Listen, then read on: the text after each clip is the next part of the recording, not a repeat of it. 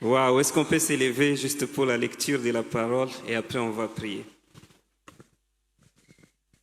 Nous sommes dans les livres des Actes des Apôtres au chapitre 10 et nous allons lire du 1er au 4e verset. La Bible nous dit: il y avait à Césarée un homme appelé Corneille qui était capitaine dans un bataillon romain dit bataillon italien. Cet homme était pieux avec toute sa famille. Il participait au culte rendu à Dieu. Il accordait une aide généreuse aux pauvres du peuple juif et priait Dieu régulièrement. Soulignez, prier Dieu régulièrement. Verset 3, un après-midi vers 3 heures, il eut une vision. Il vit distinctement un ange de Dieu entrer chez lui et lui dire: Corneille. Il regarda l'ange avec frayeur et lui dit: qu'y a-t-il, Seigneur?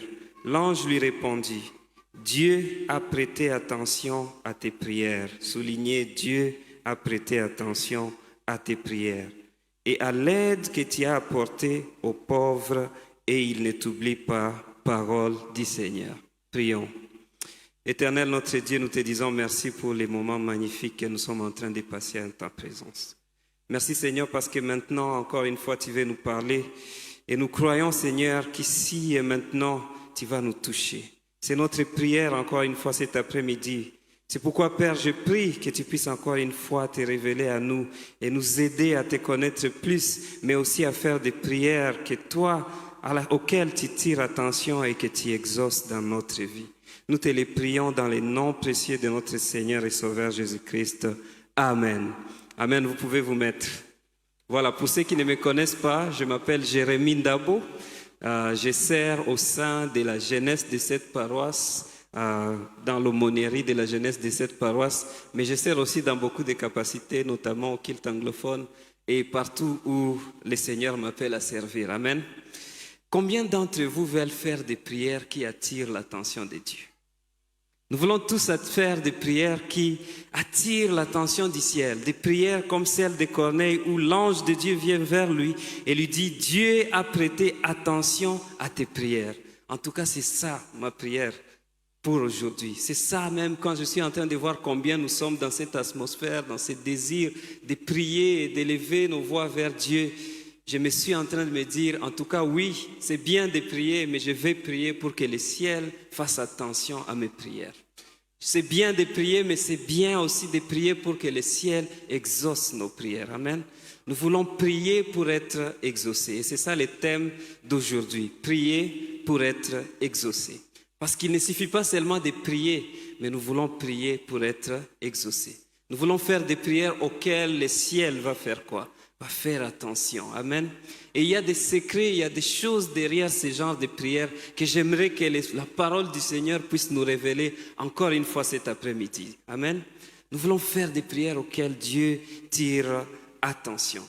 Et comme nous le savons tous, la prière est d'une grande nécessité dans la vie des chrétiens.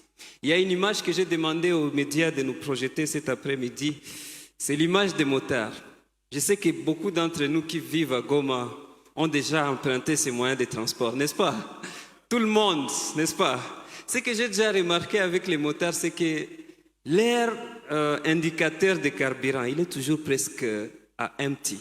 Hein? C'est très à côté des vides, là, les petits et là. C'est toujours presque vide. Et à chaque fois, tu es pressé d'aller au travail, tu prends une moto et puis le motard te dit: ah, excuse-moi, il faut qu'on s'arrête un peu pour recharger et prendre un peu de carburant. Et moi, ça me frustre beaucoup parce que je me dis, mais je dois être au travail à temps et ce monsieur, il s'arrête encore. Parce que ces gens, au fait, ils ont toujours l'habitude de rouler avec un réservoir qui est presque à sec. Presque à sec. Et malheureusement, c'est ça la réalité de beaucoup de chrétiens aussi. Beaucoup de chrétiens sont comme ces motards qui courent vers la station-service, courent vers ces gens ici qu'on appelle les Kadhafi, n'est-ce pas? Seulement quand le réservoir est presque à sec. Et c'est la même chose pour beaucoup de chrétiens et c'est très malheureux parce que beaucoup de chrétiens courent vers la prière seulement quand les choses vont mal. Seulement quand ils sont vraiment dans des situations tellement désespérées, c'est à ces moments-là qu'on court vers Dieu pour faire quoi? Pour prier, pour crier vers lui. Mais je veux vraiment que nous puissions changer notre perspective et notre compréhension de la prière cet après-midi. Amen. Parce que la prière n'est pas cette chose-là vers laquelle on court seulement quand notre réservoir est à sec. La prière n'est pas ce distributeur-là dans lequel on met sa carte pour avoir de l'argent. Non. La prière doit être un étang permanent et constant de notre vie en tant que disciple. De notre vie en tant que disciple. Pas quand notre réservoir est à sec. En tout cas, c'est très malheureux pour un disciple de Jésus de faire quoi? D'aller dans la vie avec un réservoir qui est presque à sec. Il y a une deuxième image que j'aimerais que les médias puissent nous montrer. C'est l'image d'un plongeur sous-marin. Quand j'ai regardé cette image, j'y ai réfléchi et j'ai compris que la prière est réellement quelque chose que nous devons un peu apparenter à cette image-là. Parce que quand on est sous l'eau, pour survivre, on a besoin de tous ces équipements-là. Pour survivre, on a besoin de son masque à oxygène. Pour survivre, on a besoin de cette bouteille-là d'oxygène en permanence. En permanence. Et je vous dis sincèrement, quand je navigue tous les troubles qu'il y a dans ce monde, quand je navigue tous les défis que nous pouvons traverser dans la vie, en tout cas, j'ai besoin de mon masque à oxygène en permanence. J'ai besoin de prier et de prier Dieu tout le temps et en tout temps. Parce que la Bible elle-même nous dit prier sans cesse. 1 Thessaloniciens chapitre 5 verset 17 dit prier sans cesse. Ça veut dire que nous traversons un monde qui a beaucoup de troubles. Jésus lui-même a été clair, il a dit dans ce monde, vous allez faire face à des troubles. Mais restez ferme. Pourquoi? Parce que j'ai vaincu le monde. Mais comment est-ce qu'on reste ferme? On reste ferme quand on a son masque à oxygène en permanence. Prier sans cesse.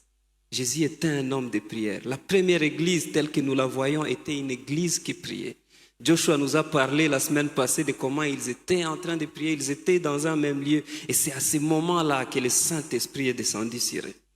Au fait, derrière chaque percée, derrière chaque victoire, derrière chaque mouvement de Dieu dans cette église, il y avait des hommes et des femmes qui étaient en prière permanemment. Vous pouvez les lire dans les livres des Actes des Apôtres. Actes des Apôtres, chapitre 2, verset 42. Nous pouvons lire. La Bible nous dit, Actes des Apôtres, chapitre 2, verset 42, « Tous s'appliquaient fidèlement à écouter l'enseignement que donnaient les apôtres, à vivre dans la communion fraternelle, à prendre part au repas commun et à participer aux prières. » Et à participer aux prières.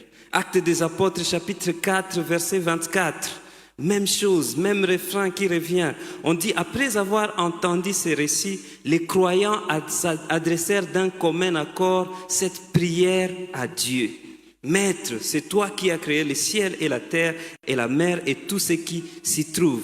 Et en conséquence, à cause des prières qu'ils faisaient à Dieu, le verset 31 nous dit, quand ils eurent fini de prier, l'endroit où ils étaient réunis trembla. Ils furent tous remplis du Saint-Esprit et se mirent à annoncer la parole de Dieu avec assurance. Cette assurance est venue d'un moment suffisant passé dans la prière. Parce que la prière n'est pas juste cette station-service dans laquelle on va courir quand notre réservoir est à sec, mais c'est un masque à oxygène dont nous avons besoin en permanence pour pouvoir naviguer tout ce que le monde peut nous lancer, mais aussi pour être efficace dans notre appel. En fait, la prière n'est pas transactionnelle, elle est relationnelle. Et c'est ça la misconception qu'on a beaucoup de fois. Parce qu'on pense que la prière, c'est quelque chose, quand on vient vers Dieu, on lui montre nos besoins, il répond et après on oublie de prier, on arrête de prier. Mais j'aimerais qu'on change cette façon de voir la prière pour comprendre que la prière est d'abord relationnelle. C'est à la fois une manière de communiquer avec Dieu, mais aussi de communier avec Dieu. Communiquer avec Dieu, mais aussi de communier avec Dieu. Je suis en train de dire que la première église était une église qui priait. Derrière chaque percée, derrière chaque victoire, derrière chaque mouvement de Dieu, il y avait des hommes et des femmes qui priaient. Jésus était lui-même un homme de prière. Il y a plusieurs exemples dans la Bible qui nous montrent combien Jésus priait. Vous pouvez lire dans Luc chapitre 5 au verset 16. Vous pouvez lire dans Luc chapitre 6 au verset 12. Vous pouvez lire dans Luc chapitre 9 au verset 18. Vous pouvez lire dans le livre de Marc comment Jésus s'est levé très tôt matin, allait dans un lieu désert et il priait. Il était tellement un homme de prière que quand ses disciples sont venus vers lui, la première chose qu'ils lui ont demandé de leur apprendre, ce n'était pas de parler en langue, ce n'était pas de prêcher, ce n'était pas d'accomplir des miracles, mais ils lui ont dit, apprends-nous à faire quoi? À prier. Parce qu'ils ont compris que les secrets derrière sa puissance, les secrets derrière sa victoire et son efficacité dans les ministères, c'était quoi? C'était sa vie de prière. C'était sa vie de prière. Et donc il est important encore et encore que nous soyons des hommes et des femmes de prière. Si on doit se rappeler de nous dans les jours à venir, il faut qu'on dise qu'il y avait des hommes et des femmes de prière au sein de la jeunesse ou au sein même de cette paroisse. Amen. Mais comme je l'ai dit, nous ne voulons pas seulement prier, nous voulons prier pour être exaucés. Nous voulons prier pour que le ciel nous réponde, pour que le ciel tire attention à nos prières. Mais avant que je ne nous donne certains obstacles qui nous empêchent, qui empêchent à Dieu d'exaucer nos prières, je vais quand même nous donner les obstacles contextuels qui font que beaucoup d'entre nous ne prient plus, qui font que beaucoup d'entre nous ne passent plus suffisamment de temps dans la présence de Dieu. Parce que vous savez, l'une des questions les plus difficiles à laquelle les chrétiens ont du mal à répondre aujourd'hui, c'est comment va ta vie de prière? Pas quand nous sommes ici ensemble, en train de louer et de prier. Toi, personnellement, comment va ta vie de prière? Personne ne te dira, ah, elle est au zénith. En tout cas, ma vie de prière, ça va vraiment, c'est lundi, mardi, jusqu'au dimanche. Au fait, le dimanche, il n'y a tout formalité, mais ni quoi, ni chaomba, semaine. Peu de personnes te diront ça. Peu de personnes te diront ça. Et pourquoi ça arrive comme ça? C'est parce qu'il y a des choses contextuelles qui font que nous ne passons pas suffisamment de temps dans la prière. La première chose que nous devons savoir, c'est que nous vivons dans une ère de distraction. Et les médias sociaux sont l'une des choses qui empêchent à beaucoup d'entre nous de passer suffisamment de temps dans la prière. Parce que quand on se réveille le matin, la première chose qu'on cherche, ce n'est pas la face de Dieu, mais on cherche les statuts et les posts qu'il y a sur Instagram. C'est ce qui est dommage. C'est devenu vraiment instinctif. On se réveille et au lieu de rechercher la face de Dieu, on va sur Instagram, on va sur TikTok, toutes sortes de distractions, de mails, WhatsApp, ainsi de suite. Ces choses-là nous empêchent de passer du temps dans la prière.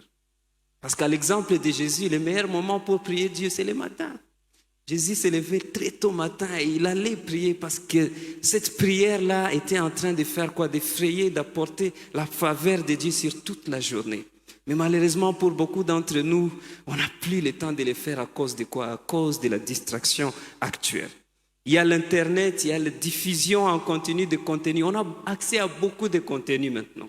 Des films, des séries et tout ça. Et on passe beaucoup de temps dans ces distractions qu'on n'a plus le temps de prier. On n'a plus le temps de prier, on n'a plus le temps de se recharger. Et on se demande, mais pourquoi il n'y a pas de puissance dans notre ministère? Pourquoi est-ce que je ne suis pas en train d'expérimenter Dieu comme les autres sont en train de le faire? C'est parce que tu es en train de marcher dans la vie avec un réservoir qui est presque à sec. Alors que Dieu est disposé à nous répondre. La Bible nous dit dans Jacques chapitre 4 que vous n'avez pas parce que vous ne faites pas quoi? Vous ne demandez pas.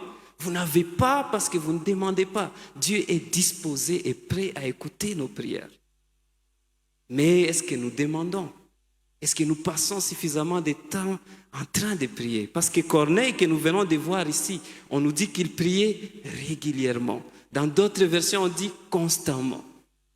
Ce n'était pas seulement quelque chose qu'il faisait pendant 5 minutes et puis il allait et allait dans ses activités de centurion ou quoi que ce soit. Non, c'était quelque chose qui était permanent. C'était un reflet constant et permanent de sa vie. Il y a quelque chose que j'ai lu il y a des années que j'aimerais partager avec vous. Ça m'a vraiment beaucoup aidé. Ça dit, lorsque nous sommes constamment en présence de Dieu, nous devenons profonds dans un monde superficiel. Nous devenons constants dans un monde changeant. Parce que le monde change. Le monde change. Mais si nous voulons garder notre constance, nous devons être des personnes de prière. Nous devenons confiants dans un monde craintif. Beaucoup de gens sont anxieux, ils ont beaucoup peur. Mais quand nous passons suffisamment de temps dans la prière, et nous allons les voir dans la suite, nous sommes des personnes qui demeurent confiantes, peu importe les circonstances de la vie. Nous devenons spirituels dans un monde matériel. Pendant que tout le monde est en train de courir ici et là pour chercher à accumuler, nous avons une force en nous qui nous donne une richesse que ce monde ne pourra jamais donner à qui que ce soit. Nous devenons spirituels dans un monde matériel et nous devenons patients dans un monde instantané. Nous vivons dans un monde de l'instantané. Mais c'est quand nous passons suffisamment de temps dans la prière que nous devenons patients. Que Dieu nous donne cette force d'endurer et de continuer et d'attendre que ses promesses se réalisent dans nos vies en son temps. En son temps. Que le Seigneur nous aide. Que le Seigneur nous aide. Autre défi qui fait que nous ne prions pas, ce sont les divertissements. Il y a beaucoup de divertissements. Il y a beaucoup de pollution sonore. Ça aussi, c'est un défi. Au fait, ces derniers temps, les études ont montré que le silence absolu est quelque chose qui est presque inexistant. Il y a du bruit partout. On n'a plus le temps de s'isoler sans qu'il y ait un petit bruit là qui va te distraire. Ça peut être une notification sur ton téléphone. Ça peut être quelqu'un qui crie à l'extérieur, un coup de feu. Il n'y a plus de temps vraiment. Il y a une pollution sonore qui nous empêche de nous concentrer dans la présence de Dieu. Et nous avons besoin pourtant de ce temps pour parler à notre Père. Autre chose, ce sont les obligations de la vie. Les gens sont devenus très occupés qui n'ont plus de temps pour Dieu. On est là en train de courir ici et là pour défendre, pour finir les mémoires, pour gagner ce contrat, pour répondre à cet appel-là du boss, ainsi de suite, qu'on n'a plus le temps de prier.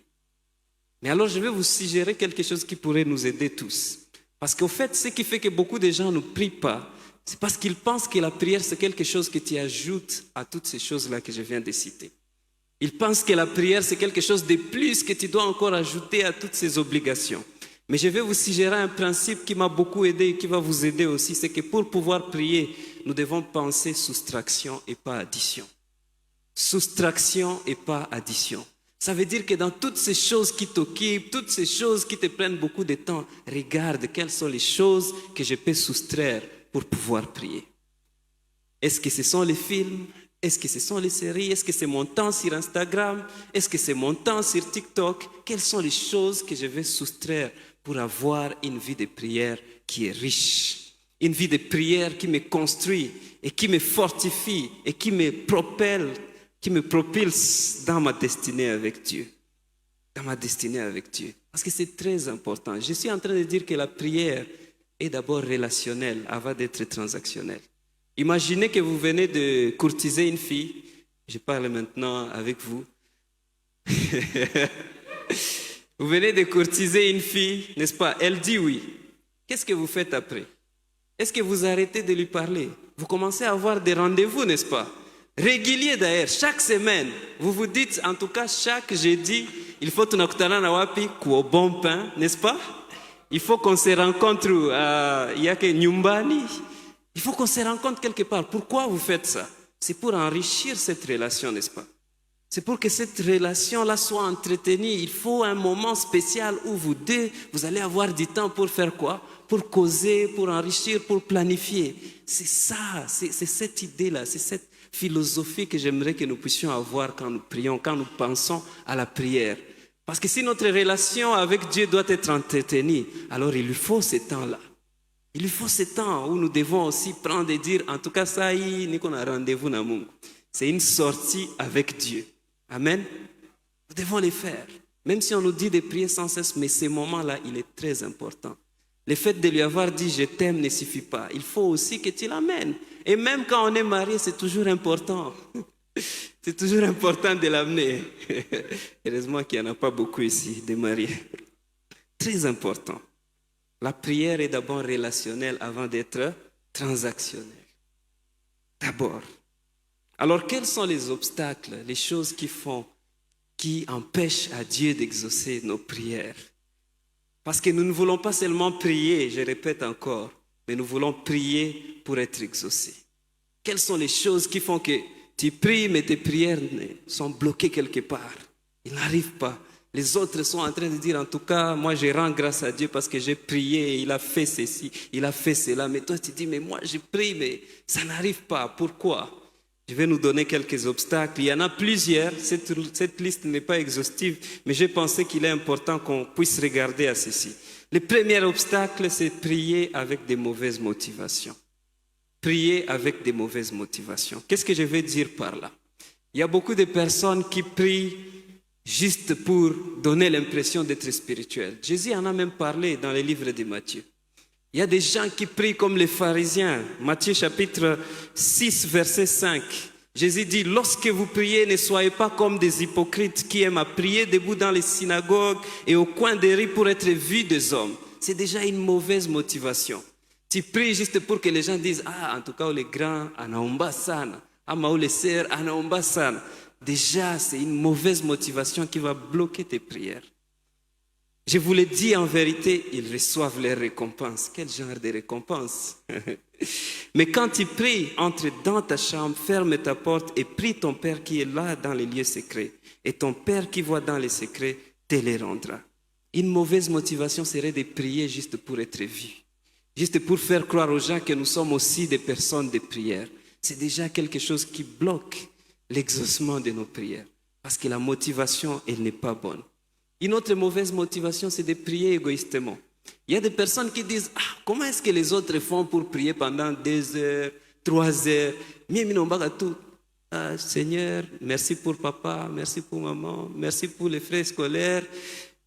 Et puis je n'ai plus d'autres choses à dire. C'est parce qu'on prie égoïstement. On prie seulement pour soi-même, mais on ne pense pas aux autres. On prie seulement pour soi-même, mais on ne pense pas à l'avancement du royaume de Dieu. Parce que si tu regardes tous les problèmes qu'il y a autour de nous, en tout cas, on ne s'arrêterait pas de prier. On continuerait à prier encore et encore. Prier égoïstement est une mauvaise motivation. Prier seulement pour que nous soyons les centres de toutes les réponses de Dieu, c'est déjà une mauvaise motivation. C'est une mauvaise motivation. D'ailleurs, quand Jésus nous a appris à prier, il a dit notre Père. Il n'a pas dit mon Père. Quand vous allez prier, priez comment? Notre Père, parce que c'est le Père de tous ceux qui ont crié. Ce n'est pas seulement ton Père à toi. Ça veut dire que même dans ta prière, il faut toujours que les nous soient plus grands que les moi. Il faut toujours que les nous soient plus grands que les moi. Priez égoïstement. Priez égoïstement. Deuxième chose qui fait que nos prières ne soient pas répondues. D'ailleurs, avant que même j'aille là-bas, lisons Jacques chapitre 4, verset 3. Il dit, vous demandez et vous ne recevez pas parce que vous demandez mal pour l'employer à vos passions. Priez égoïstement. Unaombaka toujours yako. Joue onekane. Juste toi, tu es le centre de ton petit monde. Mais Dieu nous a sauvés et l'amour qu'il a mis en nous, c'est un amour qui doit s'exprimer par le service aux autres et à lui. Priez égoïstement. Deuxième chose qui empêche à Dieu d'écouter et d'exaucer nos prières, c'est les péchés. Les péchés. Ésaïe chapitre 59, verset 1d dit, non, la main de l'Éternel n'est pas trop courte pour sauver, ni son oreille trop dure pour entendre. Mais ce sont vos crimes qui mettent une séparation entre vous et Dieu et votre Dieu. Ce sont vos péchés qui vous cachent sa face et l'empêchent de faire quoi? De vous écouter. Les péchés empêchent à Dieu de nous écouter. Je vais vous donner l'exemple simple des parents. Vous savez, quand on était enfant, on était très enfant, très gosse, on aimait beaucoup jouer dans la poussière, tu joues dans, comment on appelle ça, la boue, beaucoup de choses, et puis tes mains sont sales, tu es sale, et puis ça. Et puis ton père revient du travail avec, par exemple, du pain, des beignets, des bonnes choses, quoi. Et quand tu vois papa revenir, tu te dis, waouh, papa, est-ce que je peux avoir l'un de ces beignets? Mais quand il va regarder ta main, combien elle est sale, qu'est-ce qu'il va te demander de faire d'abord? Il va te demander de laver ta main. Parce que c'est comme ça que les péchés fonctionnent, au fait. Dieu a tellement de bonnes choses qu'il a en réserve pour nous. Il a tellement de bonnes choses qu'il veut accomplir dans notre vie. Mais il faut que nos mains soient propres.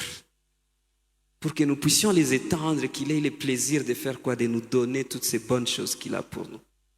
Le péché est un blocage à nos prières. Le péché est un blocage à nos prières. Une troisième chose qui empêche à Dieu d'écouter les prières ou de les exaucer, c'est l'idolâtrie. L'idolâtrie, c'est simplement avoir quelque chose ou quelqu'un qui a déjà pris la place de Dieu dans notre vie. Quelque chose ou quelqu'un qui a déjà pris la place de Dieu dans notre vie. C'est tourner vers quelque chose autre que Dieu. C'est comme un enfant qui a déjà refusé son papa et qui continue à lui demander des frais scolaires.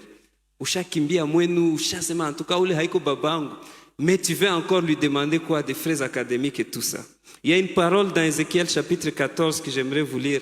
Et j'ai toujours regardé cette parole et je me dis, waouh, il y a un côté gangster dans ce que Dieu a fait ici. Vous savez, quand je repense à mon père, des fois je me dis, il avait un côté gangster. Parce que quand tu faisais quelque chose, tu as fait beaucoup de bêtises et tout ça, tu as peur d'aller vers lui directement. Tu passes par maman. Tu dis, en tout cas, maman, j'ai besoin de ça et ça. Et toi-même, tu sais que tu as déjà commis beaucoup de bêtises et tu as peur d'aller directement à ton papa. Alors, tu passes par maman. Et tu sais ce que papa faisait? Il disait à maman, non, non, laisse-le venir me voir lui-même. Il n'a pas besoin de passer par toi. Pourquoi? Parce qu'il voulait, c'était son côté gangsta, quoi. Il voulait d'abord s'occuper de cette idiotie qu'il avait dans la tête avant de te donner ce dont tu avais besoin. Et c'est la même chose que je vois avec Dieu dans cette parole ici. Ézéchiel chapitre 14, verset 1, il dit « Quelques-uns des anciens d'Israël vinrent auprès de moi et s'assirent devant moi. Et la parole de Dieu me fit adresser en ces mots. Fils de l'homme, ces gens-là portent leurs idoles dans leur cœur et ils attachent les regards sur ce qui les a fait tomber dans l'iniquité. Mais les serais-je consulté par eux? Mais les serais-je consulté par eux? Ils ont d'autres priorités que moi. Ils ne me considèrent plus comme leur Dieu. Est-ce que je vais me laisser consulter par eux? En fait, ces gens étaient en train de passer par le prophète Ézéchiel. Je vais vous lire la suite de ces mêmes passages, c'est très intéressant vraiment. Finalement, Dieu a dit, ok, laisse-les venir. Moi-même, je vais leur répondre. Laisse-les venir vers moi. Et vous savez ce que je vais faire? En tout cas, je vais les exposer, je vais exposer leur idolâtrie et je vais les purifier de cette idolâtrie. En d'autres termes, avant de faire quoi? Avant de répondre aux prières qu'ils sont en train de te présenter. Ça, ce sont des choses qui font que Dieu, des fois, n'exauce pas nos prières. Parce que la parole de Dieu dit, cherchez d'abord le royaume des cieux et toute autre chose vous feront quoi? Vous serez donné en plus. Et notre psaume dit que fais de l'Éternel tes délices et il fera quoi? Il t'accordera les désirs de ton cœur. C'est une question de priorité au fait. À partir du moment où nous avons d'autres priorités que Dieu dans notre vie, à partir du moment où nous avons fait place à quelqu'un ou à quelque autre chose que Dieu dans notre vie au fait, ça devient un blocage à nos prières. Ça devient un blocage à l'exaucement de nos prières. Quatrième chose, c'est ce que j'ai appelé le désalignement. Le désalignement. Ou bien une divergence. Il y a une divergence entre toi, tes priorités et les priorités de Dieu. Parce que la prière, en fait, c'est un mot grec que j'ai vu dans la Bible, un mot grec qu'on dit je ne sais pas si je vais le prononcer bien, mais c'est proseukomai. Okay? Ça veut dire avancer pour échanger des souhaits ou des vœux. Avancer pour faire quoi? Pour échanger des vœux ou des souhaits. Dieu a des souhaits et des vœux pour votre vie. C'est ce qu'on appelle la volonté de Dieu. Nous avons aussi des choses que nous voulons voir, que nous voulons voir Dieu accomplir dans nos vies. Et donc, dans la prière, en fait, c'est cet échange. On avance vers Dieu, on lui dit, Seigneur, voici les choses que je veux que tu puisses accomplir dans ma vie. Voici les choses que je suis en train de prier. Je vais te voir vraiment encore une fois. Je vais voir ta main agir ici. Mais Dieu a aussi une volonté. Elle est dans sa parole, elle est claire. Et il te présente aussi sa parole. C'est la prière que Jésus était en train de faire dans Luc chapitre 22, verset 42, où il dit, Seigneur, si cette coupe pouvait être éloignée de moi, mais non pas quoi? Ma volonté, mais que la tienne soit faite. Avancer pour faire quoi? Pour échanger des vœux. Parce que dans la prière, nous devons arriver à ce moment-là d'alignement, où ce que nous désirons s'aligne avec ce que la volonté de Dieu veut pour nos vies. Il faut qu'il y ait un alignement avec ce que nous désirons et la volonté de Dieu pour nos vies, pour que l'exaucement soit effectif. Pour que l'exaucement soit effectif. Et c'est pour ça que j'ai dit que la prière est une forme d'abandon joyeux. Où tu viens et tu t'abandonnes. Tu dis, voilà Seigneur, je décharge mes fardeaux. Je sais que tu dois avoir aussi des choses. Il y a des choses que tu veux accomplir dans ma vie. C'est pourquoi je viens, je te le dis, mais je suis aussi ouvert à ce que toi tu vas accomplir. Je suis aussi ouvert à ce que toi tu vas faire. La prière concerne autant ce que nous obtenons que ce dont nous nous débarrassons. En fait, il y a des personnes qui pensent que prier, c'est seulement demander, demander et attendre que Dieu donne, donne, donne. Mais aussi, dans ces moments de la prière, c'est un moment où Dieu aussi nous débarrasse de beaucoup de choses. Il nous débarrasse de la colère, il nous débarrasse de la peur, il nous débarrasse de l'anxiété, de la honte, de la tristesse, de l'amertume, de la jalousie, des addictions. C'est dans ces moments de prière que beaucoup sont libérés de certaines addictions parce qu'ils passent suffisamment de temps dans la présence de Dieu qui leur donne des muscles pour dire non à toutes sortes de choses. Dieu ne nous donne pas toujours ce que nous voulons, mais il nous donne toujours ce dont nous avons besoin. En fait, cette parole-là, dans Luc chapitre 2, verset 42, j'aimerais qu'on la lise parce que c'est très important de comprendre ces points d'alignement. Jésus est en train de prier parce que dans sa chair d'homme, il regarde un peu le poids de la souffrance qu'il est sur le point de subir et il se dit, en tout cas, it's too much, c'est trop. Et il vient vers son Père, le Père céleste, et il lui dit, je vais lire, Luc chapitre 22, verset 42. Père, si tu le veux, éloigne de moi cette coupe de douleur. Toutefois, que ce ne soit pas ma volonté qui se fasse, mais la tienne. Et la Bible nous dit au verset 43, alors un ange du ciel lui apparut pour le fortifier. Les plans de Dieu ne pouvaient pas changer. Dieu avait déjà planifié que Christ mourrait sur la croix pour sauver l'humanité. Et Christ, dans son état d'homme, il regarde un peu la souffrance qu'il va traverser. Et il se dit, waouh, c'est trop lourd. Il vient vers le Père, il dit, si ça pouvait s'éloigner de moi. Mais non pas ma volonté, mais que la tienne soit faite. Dieu n'a pas changé son plan, n'est-ce pas? Christ devait souffrir. Dieu ne l'a pas épargné de cette souffrance. Mais avant cette souffrance, Dieu a fait quoi? Il l'a fortifié. C'est cet ange-là que Dieu a envoyé. Parce qu'à ce moment, ce dont Christ avait le plus besoin, c'était quoi? C'était d'être encouragé, c'était d'être fortifié pour la tâche qu'il avait à faire. C'est pour ça que je suis en train de dire que Dieu ne nous donne pas toujours ce que nous voulons, mais il nous donne toujours ce dont nous avons besoin. À ce moment, le Seigneur avait beaucoup besoin d'être fortifié. Il avait plus besoin d'être fortifié. Le but de la prière n'est pas de maîtriser les circonstances. Parce que beaucoup d'entre nous pensent que quand je vais aller prier, alors j'ai contrôle sur tout ce qui va se passer, sur les résultats peut-être de mes prières. Le but de la prière n'est pas de maîtriser les circonstances de votre vie, mais d'être maîtrisé. On peut projeter ça. Le but de la prière n'est pas de contrôler, mais de lâcher le contrôle. C'est un état de joyeux abandon, c'est ce que je suis en train de dire. Nous sommes enveloppés sous l'entrain du Dieu Tout-Puissant parce que croire en lui peut aussi signifier se détendre en lui. En fait, croire en Dieu, c'est relaxer en Dieu. C'est se tenir tranquille et savoir qu'il est Dieu. Quand tu viens de ce moment de prière, ça ne veut pas dire que réellement tu as contrôle sur tout, mais que Dieu lui-même est au contrôle et il va agir, il va faire. J'aime beaucoup cette parole d'Ésaïe chapitre 30, verset 15. Elle dit, car ainsi a parlé le Seigneur, l'Éternel, le Saint d'Israël. C'est dans la tranquillité et le repos que sera votre salut. Dans la tranquillité et le repos que sera votre salut. C'est dans le calme et la confiance que sera votre force. Dans le calme et la confiance que sera votre force. Et donc l'alignement.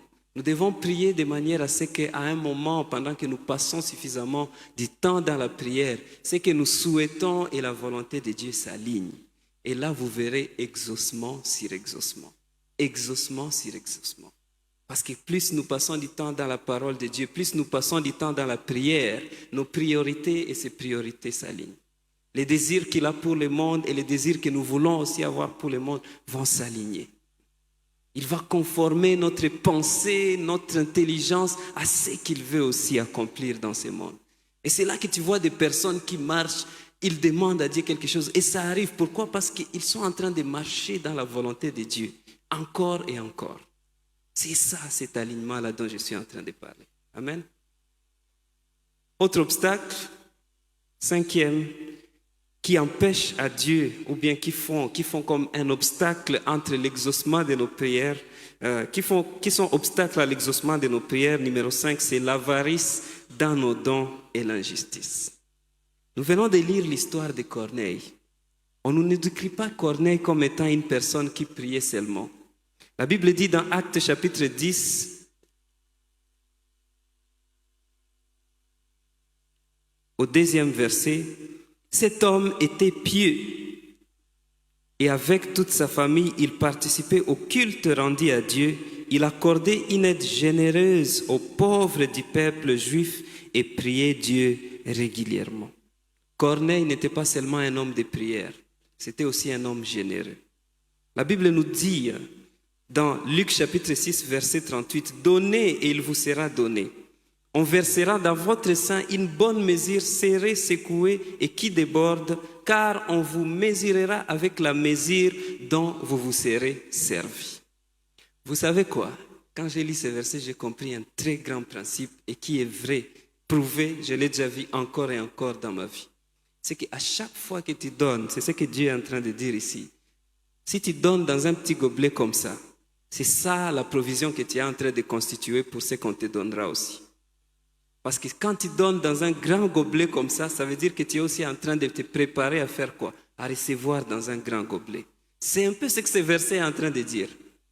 En fait, quand vous donnez, quand vous êtes généreux, quand vous aidez les gens, quand vous servez, vous êtes en train de vous constituer une armée d'intercesseurs. Des personnes qui seront toujours en train de dire, en tout cas, que Dieu puisse répondre aux prières de cette personne, de cette femme, de cet homme. Que Dieu puisse continuer à lui donner encore et encore. Parce que la prière et la générosité vont ensemble. On ne peut pas les séparer. On ne peut pas les séparer.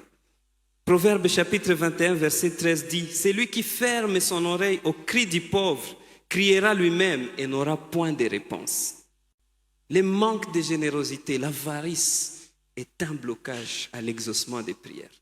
C'est un blocage à l'exaucement des prières.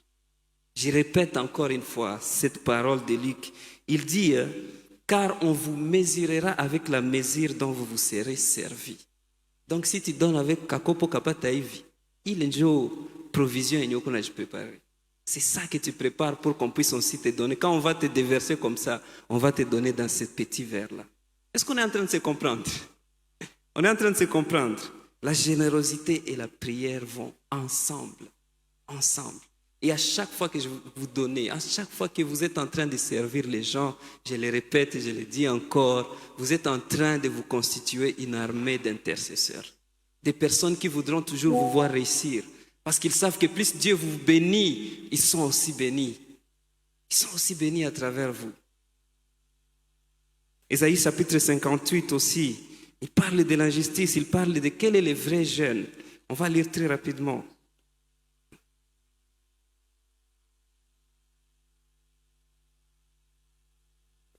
Ésaïe 58.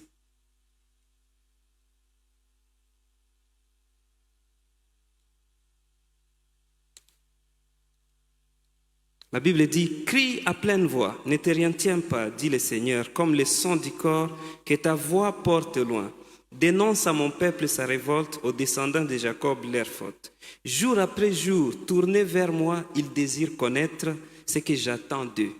On dirait un peuple qui agit comme il le faut et qui n'abandonne pas le droit proclamé par son Dieu. Ils réclament de moi des justes jugements et désirent ma présence. C'est ce qu'on veut dans la prière.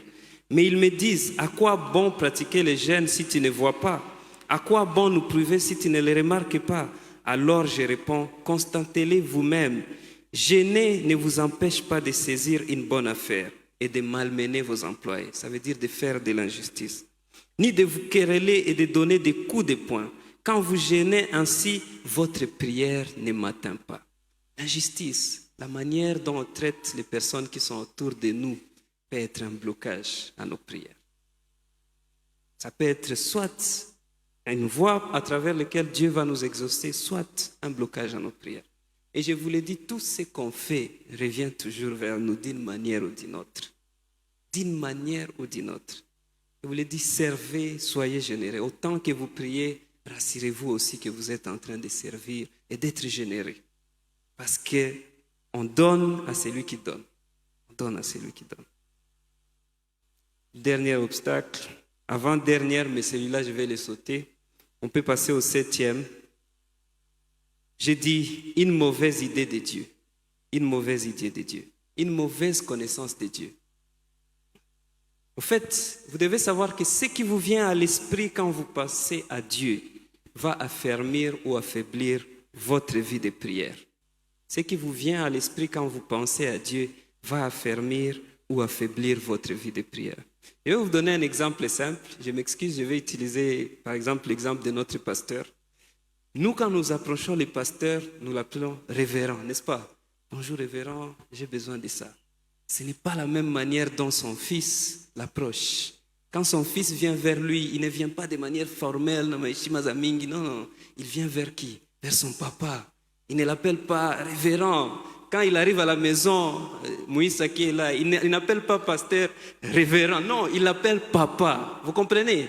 Parce que la façon, la perception que vous avez de Dieu va affermir ou affaiblir votre vie de prière. Et Jésus, quand il est venu, il a inauguré un nouvel ère. Parce qu'avant lui, avant Christ, personne n'appelait Dieu Père. Personne ne pouvait crier vers Dieu et dire Abba, Père. Personne ne pouvait le faire. Personne ne pouvait le faire. Et c'est pour ça que je suis en train de dire maintenant, c'est un appel que je fais à chacun d'entre nous. Et je pense que c'est ce qui avait même changé la façon de prier de Corneille. Bien que Dieu soit le créateur de tous, il n'est que le Père de certains. C'est pour ça qu'il y a des personnes qui ne sont pas confidentes quand elles viennent, elles ne sont pas confidentes quand elles viennent vers Dieu dans la prière. Pourquoi? Parce qu'elles ne sont pas encore passées par cette adoption que le Christ nous donne. Afin que nous puissions venir vers Dieu, pas avec beaucoup de révérence, Zawoga, non, nous venons vers notre Père, Abba, Daddy, Papa. Une mauvaise idée de Dieu. Ce qui vous vient à l'esprit quand vous pensez à Dieu va affermir ou affaiblir votre vie de prière. Jésus a dit, tout ce que vous demanderez à mon nom, je le ferai afin que le Père soit glorifié dans le Fils. Si vous me demandez quelque chose à mon nom, je le ferai. En son nom, ça veut dire selon sa nature, selon les choses qui sont conformes à cette nature. Mais on ne peut pas demander en son nom si on n'a jamais crié à son nom là. On ne peut pas demander à ce nom si on n'a jamais crié à ce nom. Parce que quand on a crié à ce nom-là, la Bible nous dit à tous ceux qui l'ont reçu, à ceux qui ont crié à son nom, il a donné le droit de devenir quoi? Enfant de Dieu. Et c'est alors que tu peux venir vers Dieu avec confidence et dire, notre Père, mon Père, Abba, Papa, Daddy. C'est un appel à quelqu'un ici qui n'a jamais crié à ce nom. Si tu veux passer à une autre dimension de ta prière et venir vers Dieu avec confidence, il faut croire à ce nom qui te donne accès total à ce Pères-là. Il ne sera plus un Dieu qui est très distant, mais il sera ton Père avec qui tu pourras converser partout et en tout temps.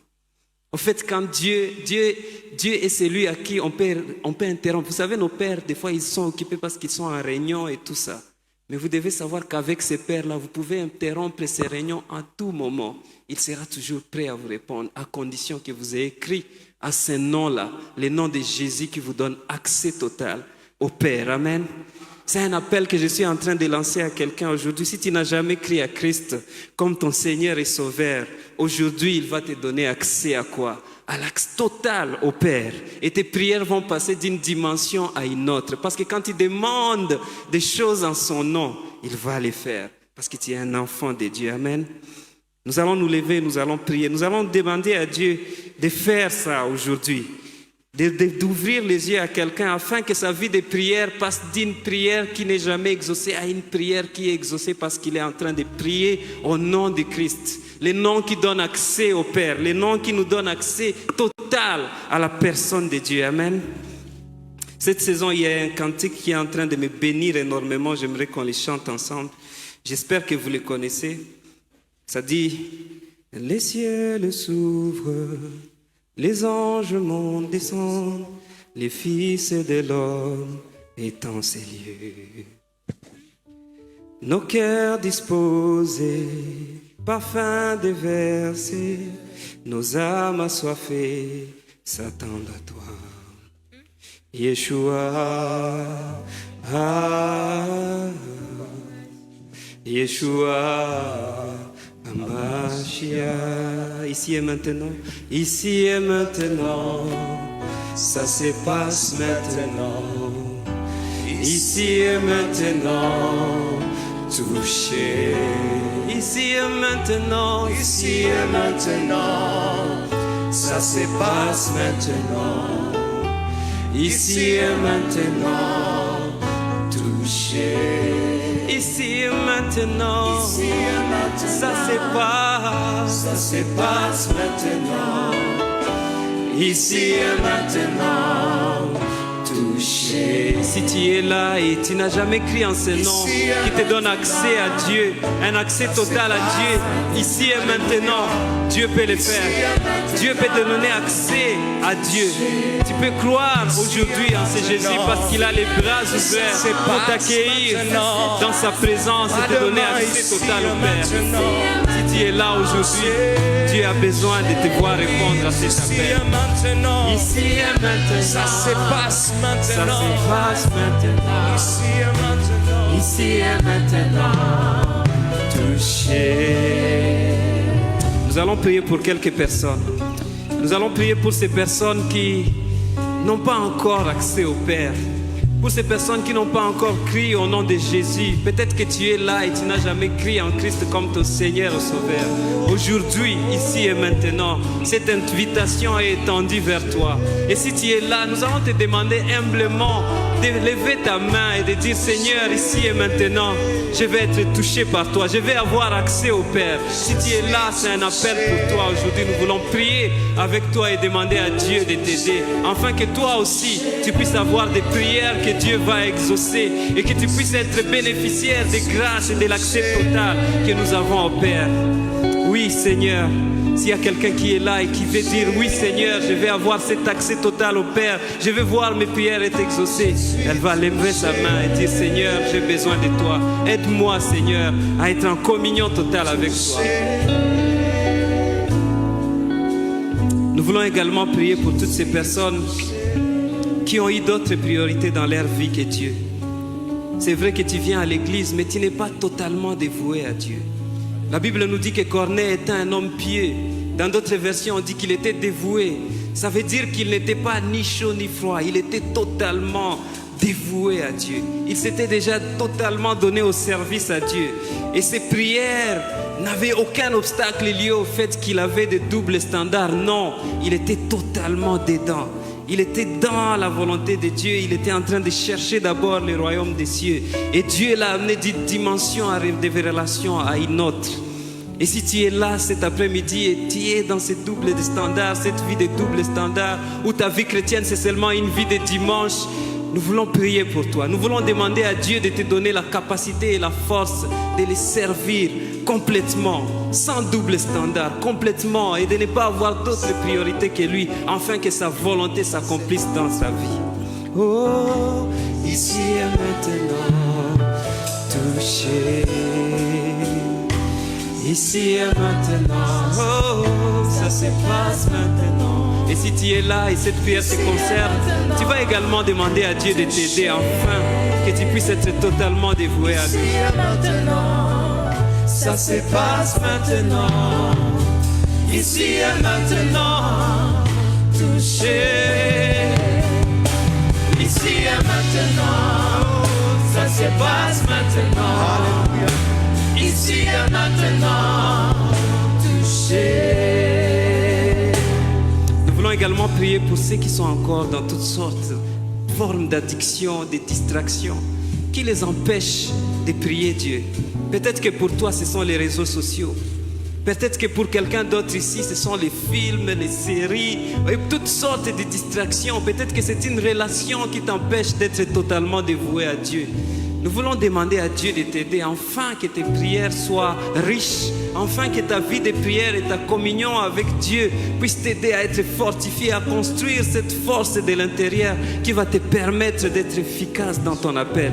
Et si tu es là, nous voulons demander à Dieu de t'aider. Prie, demande à Dieu de te débarrasser de ces choses qui t'empêchent d'avoir du temps avec lui. Demande à Dieu de t'éloigner toute forme de distraction de ta vie, afin que tu puisses être un homme ou une femme de prière. Ici et maintenant, il va le faire. Amen.